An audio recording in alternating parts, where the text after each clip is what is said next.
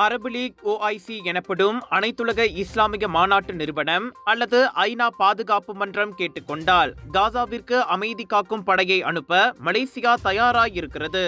அனைத்துலக நிலையில் கூட்டாக முடிவு எடுக்கப்பட்டால் காசாவில் அமைதியை உறுதி செய்யும் முயற்சிக்கான கடப்பாட்டை மலேசியா ஆதரிக்கும் என பிரதமர் டத்துஸ்ரீ அன்வார் இப்ராஹிம் தெரிவித்தார். அனைத்துலக அமைப்புகள் கேட்டுக்கொண்டால் அமைதி படையில் இணைந்து பணியாற்ற மலேசியா தயாராக உள்ளது. இது தொடர்பான கோரிக்கையை இதற்கு முன் மலேசியா மறுத்தது கிடையாது. அமைதி காக்கும் படை இருக்கும் வரை அதனை அனுப்புவதற்கு நாங்கள் தயாராக இருக்கிறோம் என அன்வார் கூறினார். காசாவில் அமைதியை உறுதி செய்வதற்கு அமைதி காக்கும் படையே சிறந்த உத்தரவாதம் என்பதையும் தாம் ஒப்புக்கொள்வதாக பிரதமர் தெரிவித்தார். காசா மறு நிர்மாணிப்பிற்காக முயற்சிகளில் ஒரு பகுதியாக அங்கு முக்கியமான உள்கட்டமைப்பை மீண்டும் கட்டி எழுப்புவதில் மலேசியாவும் ஜப்பானும் கவனம் செலுத்தும் என்றும் அவர் அறிவித்தார்.